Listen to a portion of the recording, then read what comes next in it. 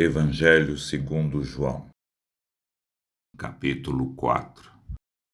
Jesus sabia que os fariseus tinham ouvido dizer que ele batizava e fazia mais discípulos que João, embora Jesus mesmo não os batizasse, e sim seus discípulos. Assim, deixou a Judeia e voltou para a Galiléia. No caminho, teve de passar por Samaria. Chegou ao povoado samaritano de Sicar, perto do campo que Jacó tinha dado a seu filho José. O poço de Jacó ficava ali, e Jesus, cansado da longa caminhada, sentou-se junto ao poço por volta do meio-dia. Pouco depois, uma mulher samaritana veio tirar água e Jesus lhe disse: Por favor, dê-me um pouco de água para beber. Naquele momento, seus discípulos tinham ido ao povoado comprar comida. A mulher ficou surpresa, pois os judeus se recusam a ter qualquer contato com os samaritanos. Você é judeu e eu sou uma mulher samaritana, disse ela a Jesus. Como é que me pede água para beber? Jesus respondeu: Se ao menos você soubesse que presente Deus tem para você e com quem está falando, você me pediria e eu lhe daria água viva. Mas você não tem corda nem balde e o poço é muito fundo, disse ela. De onde tiraria essa água viva? Além do mais, você se considera mais importante que nosso antepassado Jacó, que nos deu este poço? Como pode oferecer água melhor que esta que Jacó, seus filhos e seus animais bebiam? Jesus respondeu: Quem bebe desta água logo terá sede outra vez. Mas quem bebe da água que eu dou nunca mais terá sede. Ela se torna uma fonte que brota dentro dele e lhe dá a vida eterna.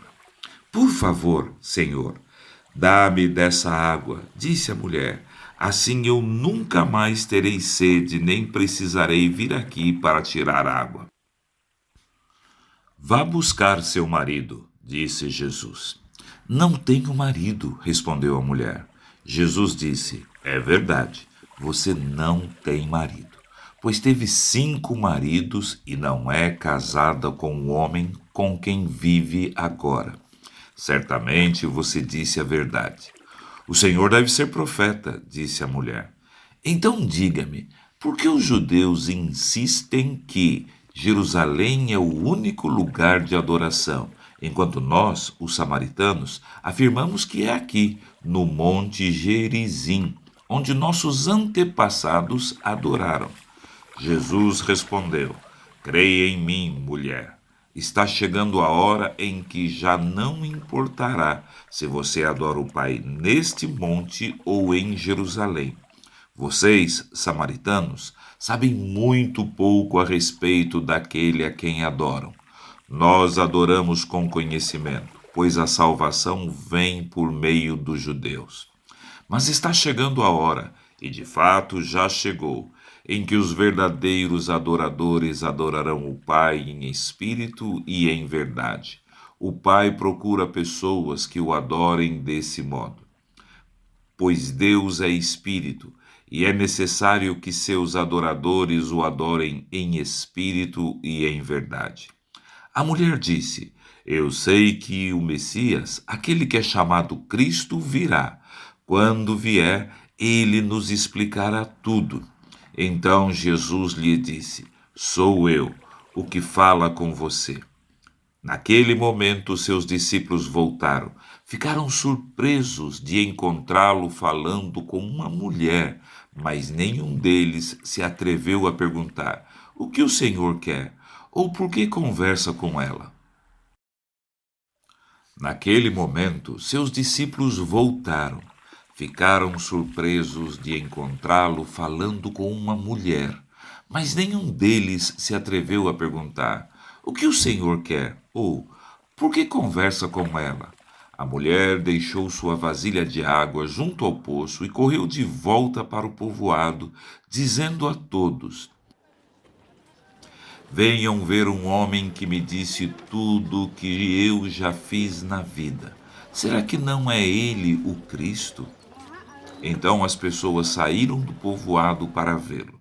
Enquanto isso, os discípulos insistiam com Jesus: Rabi, coma alguma coisa.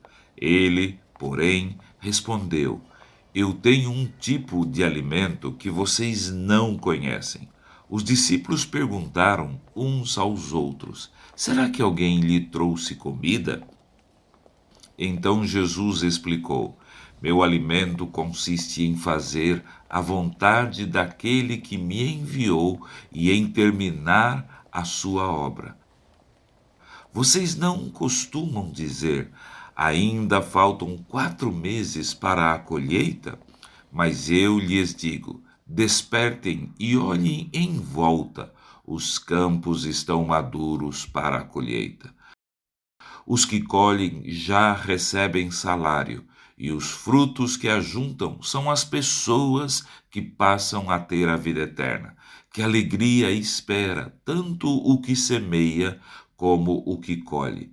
Vocês conhecem o ditado: um semeia e outro colhe. E é verdade. Eu envio vocês para colher onde não semearam.